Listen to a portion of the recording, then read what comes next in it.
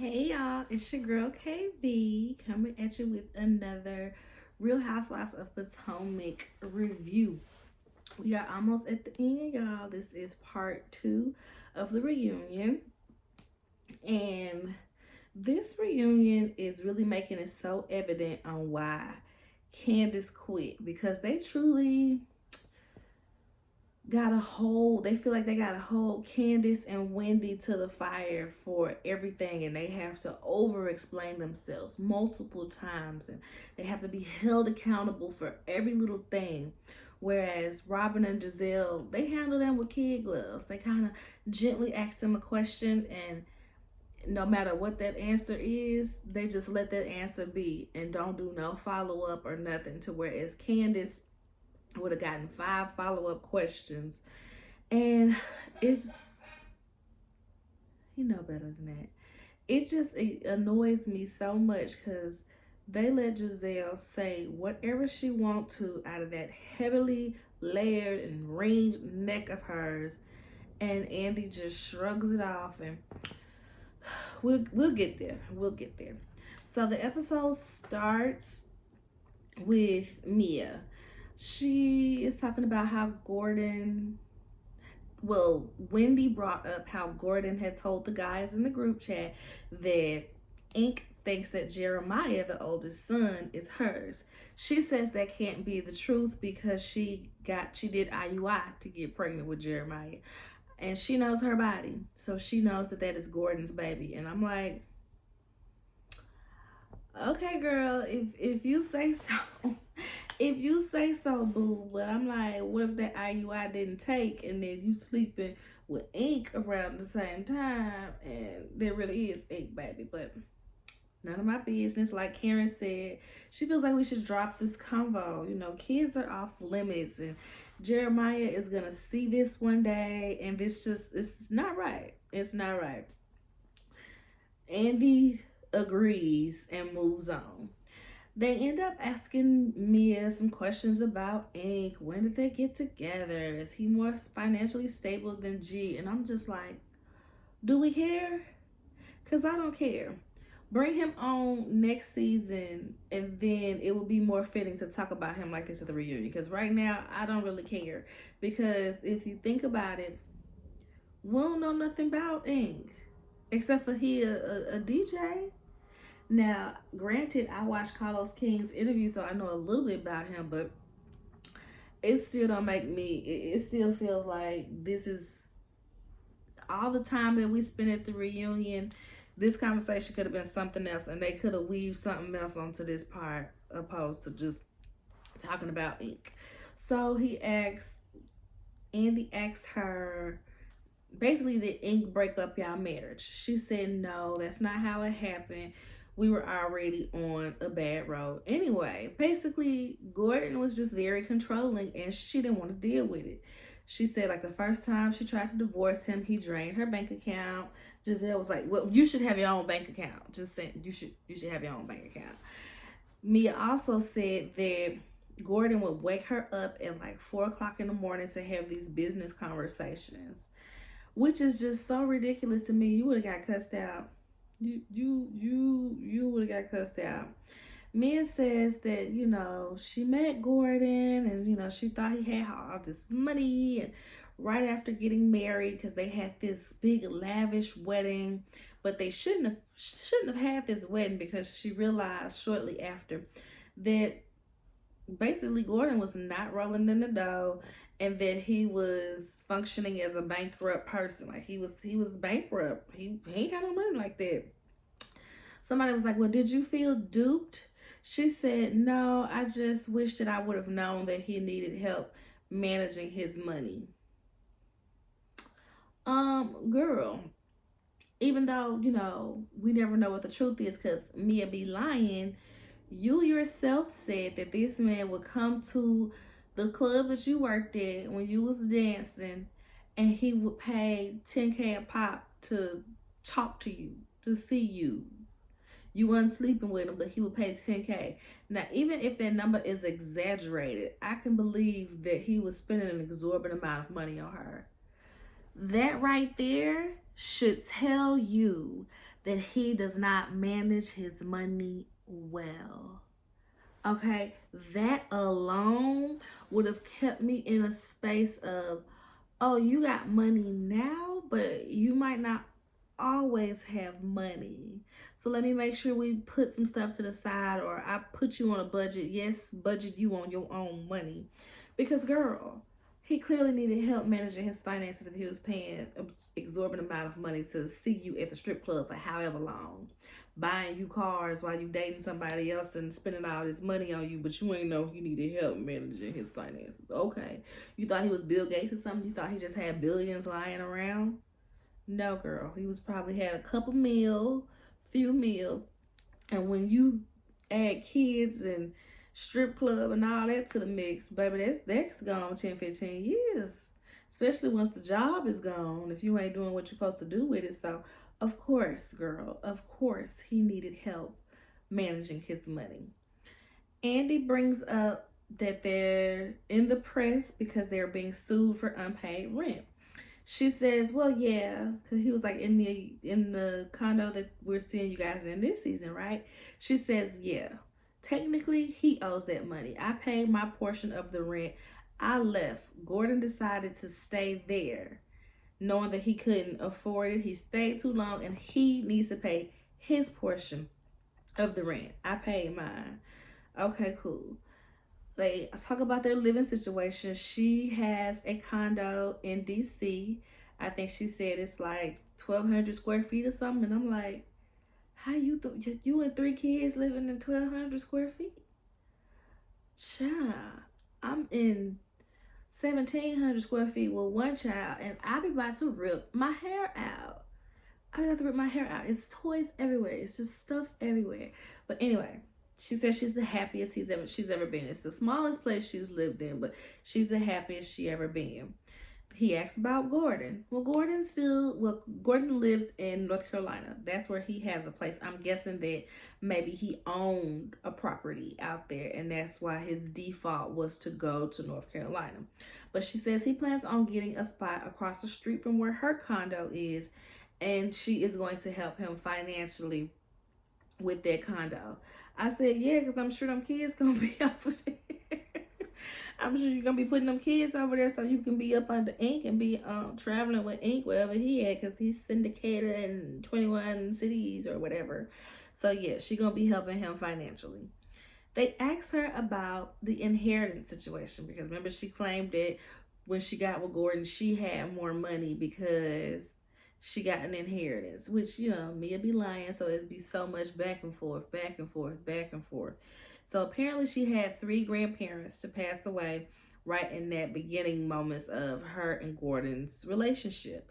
So these 3 grandparents left her money. It was an inheritance. She said on Watch What Happens Live that it wasn't like a crazy amount of money for her to stop working, but it was a nice little, something to put away in the bank.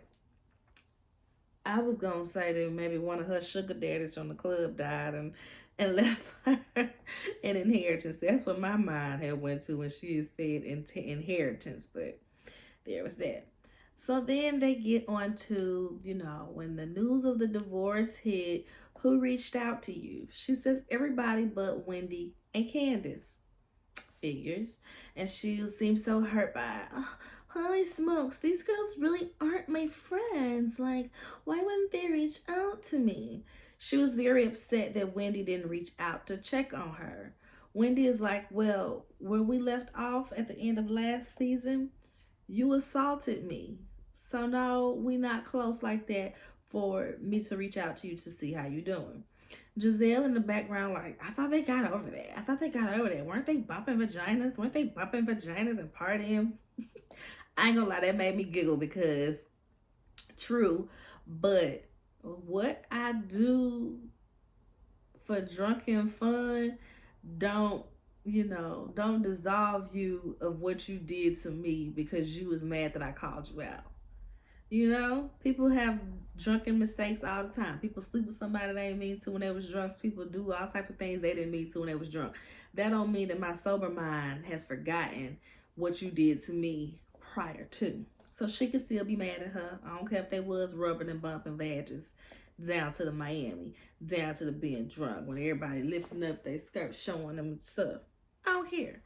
Candace was just like, well, I didn't want to be put in the middle of it. They were like, I mean, you wouldn't have been put in the middle of it, just checking on her. Candace was just like, yeah, I didn't want nothing to deal with it.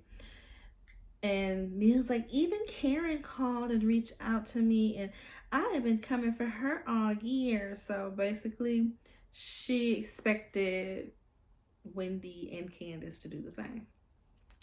Now to Giselle. They do her package about her young boyfriend, about Grace going to college, and her dad passing away.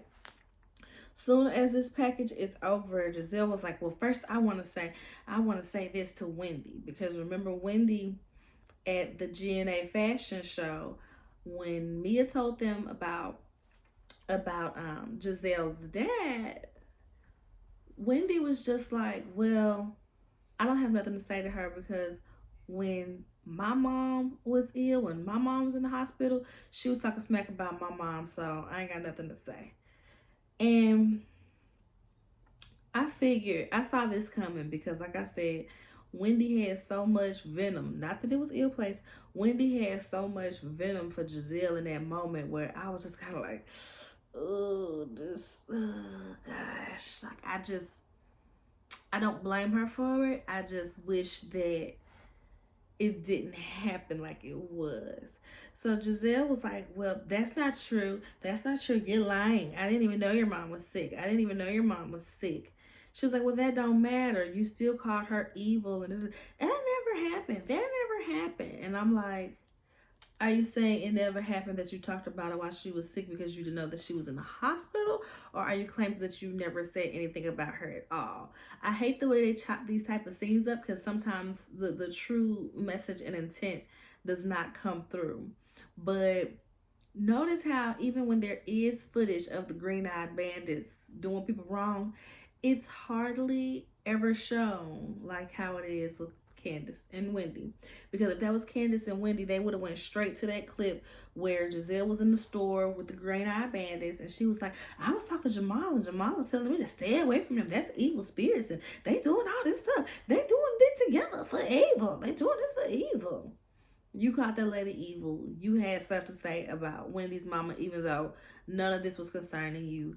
None of her words were targeted towards you. You still felt the need to comment on Wendy's mom. So yeah, girl, you did it. They talk about her dad's celebration of life, because he didn't want a funeral. He wanted a celebration of life.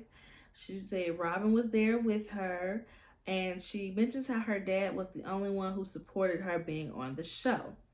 Everybody else in the family was like, no, that's not a good idea. So at this point, we see Candace over there boo-hoo crying.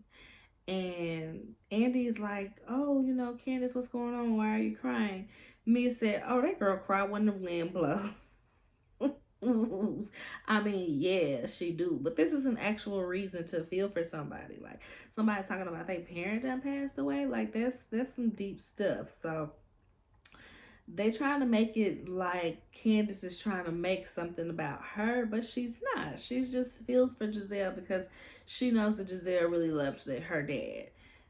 They met him. They did the birthday party. They all went down to New Orleans to meet him and do that. So we know that Giselle felt strongly about her dad. So I can see where I think everybody on the stage, for the most part, was kind of, getting a little choked up. And Andy's like, Giselle, you see that she still feels for you. She must really have love for you, and this, that, and the third. You see, she feels something for you. That's got to mean something. And Mia kind of reiterates it. They're like, yeah, that's what we're saying. But Giselle is just kind of like, okay, whatever. Next, we talk about Grace going off to college. They bring up Candace and Wendy making them faces. And again, yeah, I figured, because it was just, I hate the way it was, just didn't happen. I really do. Because I would have been ready to cuss somebody out if you down there making faces while I'm talking about my child too. Just saying. And they try to, it's a big back and forth conversation, argument. Candace mentions that Giselle has weaponized her kids against them in the past, and that she was tired of her doing it, because she was like, I regret allowing Giselle to It was one of those real dramatic non-apologies that Candace does. Wendy says that, she did congratulate Giselle on Grace's success and even asked if she was going to be an AKA, because Wendy and Giselle are both AKAs. So everybody's like, well, why didn't they play that? Why didn't they play that? Giz was like, no, you didn't, because it never happened. It never happened. And Andy chimes in, they're in my ear and they said that it didn't happen. They don't have their footage.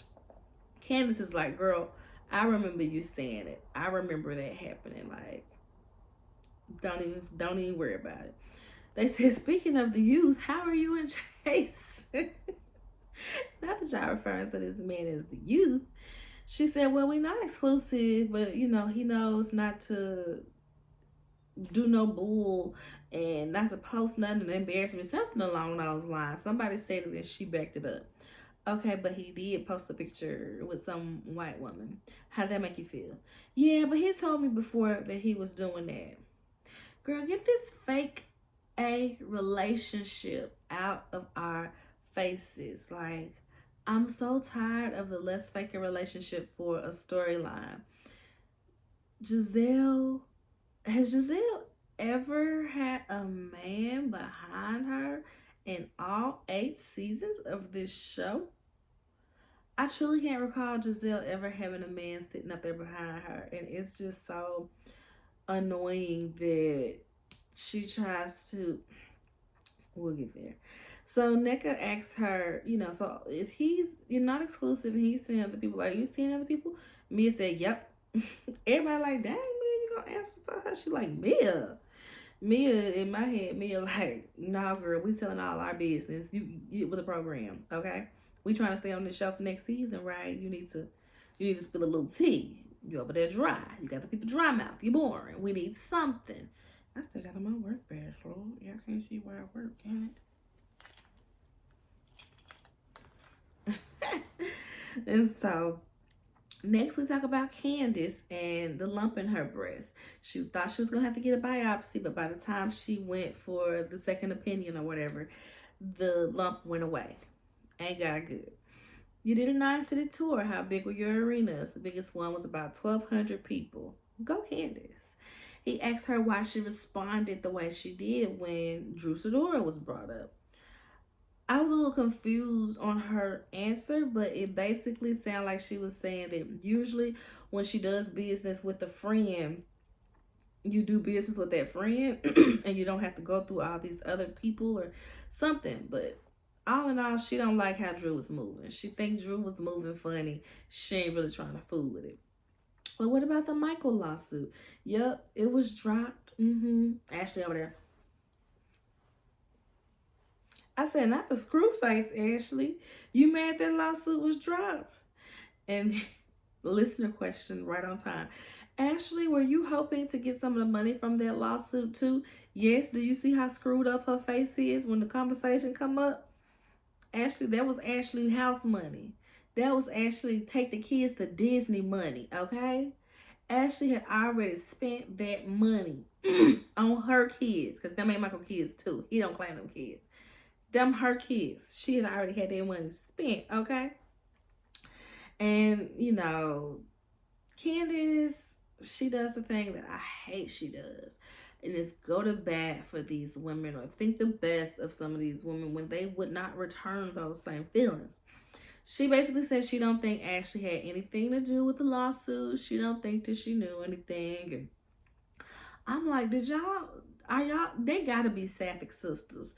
They had to be like this. Phaedra said, they had to be like this for Candace to always think the best in Ashley, or, in these moments, she feel like she gotta take up for Ashley or something. It's so annoying.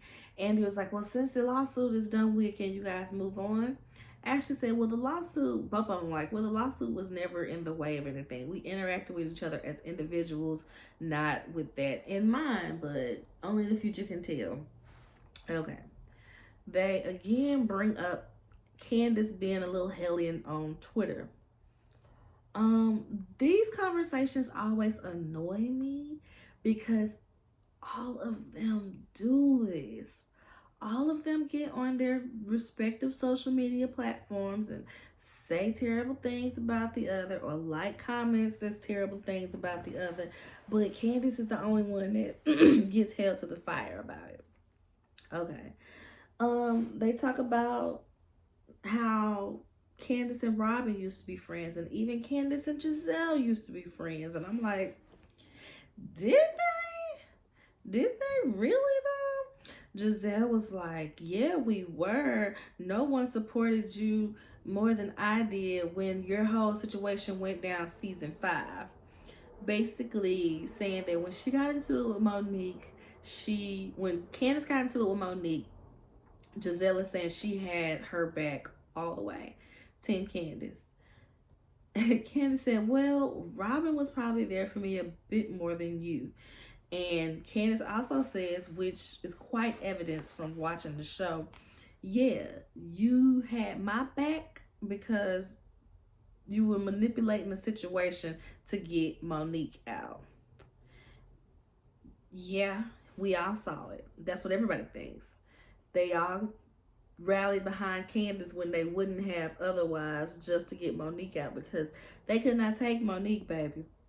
Giselle was like, what? I did what? Get out of here. Get out of here. Girl, get out of here. She's doing all that grandstanding. So next we get to Candace and Robin. Were you trying to come for her job? That's not what friends do. Why was you getting online saying, Robin wasn't telling her truth and Robin was doing XYZ? Candace said, well, let's go over the timeline. The season ended, she commented, I think they said Robin had a picture where she had the long hair that she had from the reunion. And Candace was like, ooh, long hair? And Robin replies back, yeah, like a white woman, huh? I guess that can't be a good thing. Or something along those words. I'm paraphrasing. Guess that can't be a good thing. Candace replies, are you mad at me? No reply. Then, later on in the month or whatever, when the whole Juan stuff came up, she texted her to check on her, and Robin ignored her again. So yeah, you ignored me a couple times. I'm gonna assume we not friends no more, and you ain't trying to mess with me no more. And then the paywall stuff. I'm guessing, I don't know if she's talking about the paywall stuff as in when Robin was telling the Juan stuff on the paywall, or when they were talking about Chris behind the paywall. Not sure. Robin pulls the most ridiculous Karen move, and she brings up the colorism comments that Candace made at the reunion, and she's trying to force herself to cry, you guys. And I'm like, was she even really talking to Robin? I thought all of that was directed at Giselle. I really do. How are you trying to intercept some hurt that wasn't meant for you? Unless you're feeling guilty because you be on that colorism tip as well. Robin says she's never had to go through that. She's never dealt with being accused of colorism. And I'm like, yeah, because you're usually on the giving end of the colorism and people don't call you out all the way. But I'm like, and everybody has been bringing up these clips, how y'all did Katie. Y'all and Katie's whole thing was basically colorism, little racism, and just all types of isms, because they felt like Katie is a black woman and she should act more black. And Katie was like, okay, but y'all are mixed too. You don't come out looking like this being 100% black.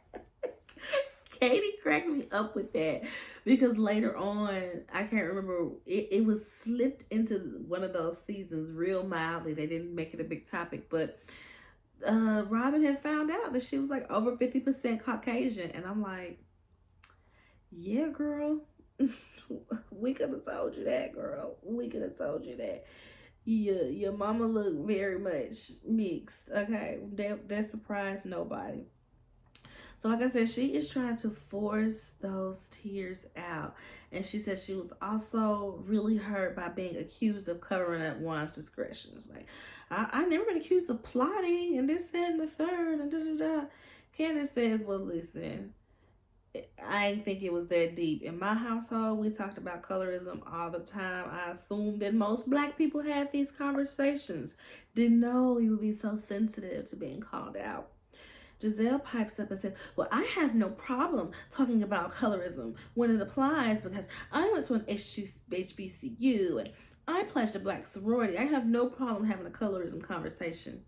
And I was like, yeah. Bring up your sorority with an alleged history. I ain't even gonna say alleged because I know AKAs who have literally mentioned this. With a history of judging who they gonna take in as members on if they were lighter than a paper bag test. Lighter than a paper bag. Doing the paper bag test on girls. So I'm like, girl, the black people from that line alone know you colorist because you had to bring that up. Like, I feel like she wanted to be like, I married a dark skinned man. How can I be colorist? It was very much given, I have black friends when white people do that. And Wendy called it straight out. She said, let's look at it this way. You know, if this weren't about colorism, if this was about racism and somebody was being called out as a racist, you would have to turn around and ask yourself, what am I doing to be thought of as a racist? So what have you been doing to be thought of as a colorist? And everybody was just kind of like, And NECA's all in the background. Yeah, so what did you do to be a colorist? Yeah, what did you do? What did you do? Yeah, so what made NECA, hush. NECA, be quiet. You ain't said nothing this whole reunion. Hush. Karen said, well, Andy, I think this is the perfect group to have this colorism conversation. Wendy's like, actually, it's not, because some of us lack the depth and the range to truly have a conversation on colorism. Call it out, Wendy. Call it out. Call it out. So speaking of NECA, on the break, we hear her saying to her makeup girl that, this is the reunion, huh? This is my time to get it all out. I got to get it all out. And they're on break. They're getting ready for the guys to come in. And yeah, I don't think has NECA been directly asked a question. Has Andy forgotten that NECA is on that stage? Like, why is she there? They would have been better off having Kiana out there than having NECA at this point. Ike is telling her, well, yeah, if you don't speak up, I'm gonna have to speak for you, and da-da-da-da. And she's like, okay, but you don't need to do that. You just need to support me, or you need to go wherever Juan Dixon is, wherever he is. Go where Juan Dixon. I said, not wherever Juan Dixon is. Robin gonna be mad when she see that, and that's gonna be what makes Giselle and Robin fall out with NECA next season if she comes back. Cause girl, that was funny and unnecessary, but funny nonetheless. So after the break, the husbands come out. Of course, there's no Juan. He does not love his wife. Of course, there's no Michael. He does not love his wife. Of course, there's nobody behind Giselle. She's unlovable. At least her character on this show. I don't know the lady in real life. So them three ain't never got no men showing up for them. Okay, the GEBs, Green Eyed Bandits and co. They talk about Mia. What was it? Oh, Andy asked her something about the golf trips. Like, oh, so you used to go to Dominican Republic? She was like, yeah, I used to go as a side chick with Gordon, and when he was married, and with his other married friends, and with they side chicks. And then once I became a wife, I was on them same golf trips on the other side as a wife. I said, baby, I know them side chicks was fuming. Not you done graduated to the main quarters. You graduated to the main quarters when we still over here in the outhouse getting the late night creep when the wife go to sleep.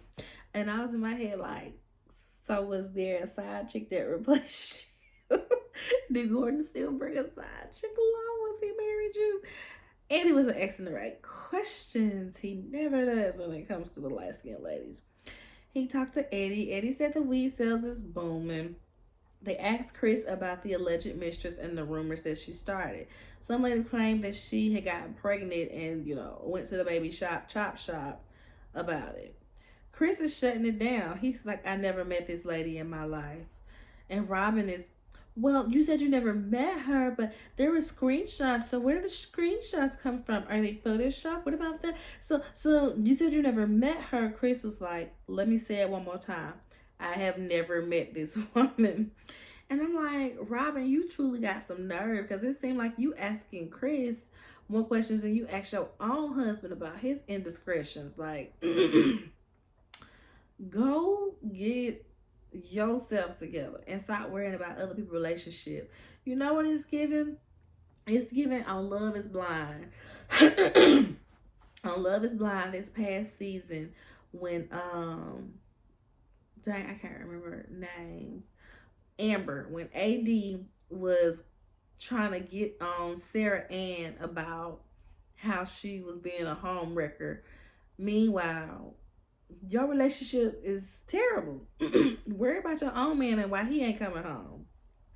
You got bigger fish to fry, boo boo. Get out of other people's relationship. And that's how I felt about Robin trying to question Chris the way she was. They asked Candace, well, she retracted pretty quickly. Did you pay her off? Did you pay her off? She's like, of course not. No, why would I do that? Well, where did she come from? How did she get these? Da, da, da, da. Candace was like, well, I wouldn't be surprised if Giselle brought her up. To be honest, I have such a distrust of Giselle that it would not shock me if I found out this was a scheme set up by Giselle to come at me and Chris with the bull. Giselle is like, no, I did not. I don't know her. And she specifically said, don't bring Giselle up. Giselle has nothing to do with this. And I'm just like, okay, girl, yeah. So all of this conversation is happening. The rest of the people on the stage are like, she has no credibility. Like, why are you even listening to some crazy fan? Like, she done said it happened, said it didn't happen, said it happened, said it didn't happen again. She has no credibility. Why are we even talking about this? So Team Chris Bassett, okay? Because Giselle is going on and on about how this girl feels like she met Chris and had an inappropriate relationship with Chris, and she feel like this and she feel like this. Chris said, well, you know, if you can acknowledge how other people feel, you can acknowledge your feelings. Why don't you acknowledge Candace's feelings? If she's feeling like yada, yada, yada. You want the same, right? So acknowledge her feelings. Yeah, whatever. And he keeps on going. And I'm like, I appreciate it. He kept bringing it back up. Oh, because remember how Giselle kept saying, I didn't say he made me. I didn't say he forced me. And then they were like, Andy was like, actually, yeah. You know, production says they have it. Oh, okay, well, I used the wrong word. Okay. Next question. Opposed to how they would have been for questions. Yeah, but why did you use the wrong word? Are you going to apologize for using the wrong word? They would have been drilling in on Candace for another 5 minutes. And Chris knows that, and he called it out. He was like, y'all say that Candace needs to be responsible for her words, but someone can get up here and just say, oh, I used the wrong word. And y'all are just like, okay. And Andy's just sitting there with a blanket stare. Yeah, so the next question is, and I'm like, you're literally proving his point. Like, y'all don't hold Giselle's feet to the fire. The line is always moving, as Candace said. They asked guys how they feel about Juan not being there. They just kind of like, I don't care. I mean, is he ever here? Whatever. Gordon is basically like, well, he should be here to support his wife in so many words. I'm here to support my soon-to-be ex-wife, and he should be here like the rest of the husbands here. So on to Gordon and Mia. We see this. They leave us with the same cliffhanger that they left us with for the last episode, which is so annoying to me. It's so annoying because that shows you that it wasn't much going on at the reunion for y'all to even give us a cliffhanger on part 1 that was actually shown on part 2. You give us a cliffhanger for part 1 that isn't going on until part 3, because we get that very same cliffhanger where Gordon is like, oh, well, yeah, I got something to say that I feel like, you know, most people have already heard, but, and then the episode goes off. Y'all, oh, and there's even a space in here, I can't remember where it happened, when, with the Monique situation, when Candace said, you know, you only teamed up with me to get Monique out of here. Giselle said, girl, get out of here. Candace said, I'm out. I said, oh, that was Candace saying right there that she quit because she's over it. And I truly do not blame her. For one, as much as y'all want to laugh at, because a lot of people downplay. Ooh, y'all hear my stomach? I hope not. I gotta eat after this. I'm so hungry. A lot of people try to downplay Candace and her singing and her acting. And it's just so corny to me because it's like this girl is actually doing something with her platform. She had dreams when she came in, and she's gonna stay true to her dreams. And as much as, you know, people want to be like, oh, that little album may do nothing, she went on a tour, she sold tickets, she got more notoriety, she got her music out there some more. She's doing acting. I done seen some of her BET little movies and stuff. So I hate how people try to downplay what Candace does. And my thing is, Candace came from money. So she ain't gotta scrapple for money and coins like some of these ladies on this show doing. She, you know, I'm sure the check is nice because they done been on here for a while. And I'm sure it's a lot of zeros on there. But if Candace don't ever come back to Real Housewives of Potomac, she will be fine. She will be fine. Even if she gotta ask Dot for some money, she'll be fine. She'll be fine. So it be blowing me how everybody try to downplay Candace and say, well, when she gonna do when she leaves the show? It ain't like she got other jobs. Candace got her master's while she was on this show. She'll be fine. She'll be fine. And I'm not even the biggest Candace stan, because when she got into that fight with Monique, she was so exhausted with all them sticky notes and all that. But Candace, although she still will, you know, cut you to the white meat, Candace has probably done the most growing on this show. And, you know, you just can't take away from that. She's done the most growing on the show. She's done the most with creating a set platform for herself that's not just, you know, random athleisure wear that where you gonna wear this to. So I can appreciate Candace. Like I said, she's become one of my favorites over the years. And yeah, it's hard to have a favorite with these ladies because everybody's so fake and wishy-washy. But Candace has earned that little spot up there. So I'm glad to see her leaving because these ladies is nothing but stress. And ooh, I hope y'all don't hear my child. She's trying to run back here. So I'm glad that I am finished with this. Gonna wrap this on up. Stomach growling, baby running through the house. And yeah, y'all, one more episode of Real Housewives of Potomac before we are done with this season. And I actually think Love and Marriage Huntsville will be coming back around in a few weeks as well. So I'll probably be doing that in Summer House. But Love and Marriage Huntsville was annoying me last season so very bad. But I need content. I need content. And Hood Health Report season is about to end after this week's episode, and it'll be like a few weeks before we drop our next season. So I need content. I'm still trying to grow a channel. I'm almost at 100 subscribers. So y'all make sure y'all hit that subscribe. But oh, I am at 100 subscribers. I just refreshed my little thingy thing. I am at 100 subscribers. Shout out to me. And. So, you know, gotta keep the content coming so people don't be unsubscribing. And I gotta, you know, be like, y'all need to get back to 100 subscribers. Please help. So yeah, I am glad. Hit a first little milestone there. And I shall see y'all tomorrow. We'll be dropping the last episode for this season of Hood Health Report. So that's Thursday. It's about Chinese medicine. And Friday, I will bring you guys the Summer House. Summer House review will be Friday or Saturday. Hopefully I have some time Friday. Depends on if I go work out or not. But all right, y'all. It's been real. I've been on here running my mouth for 40 minutes. Bye.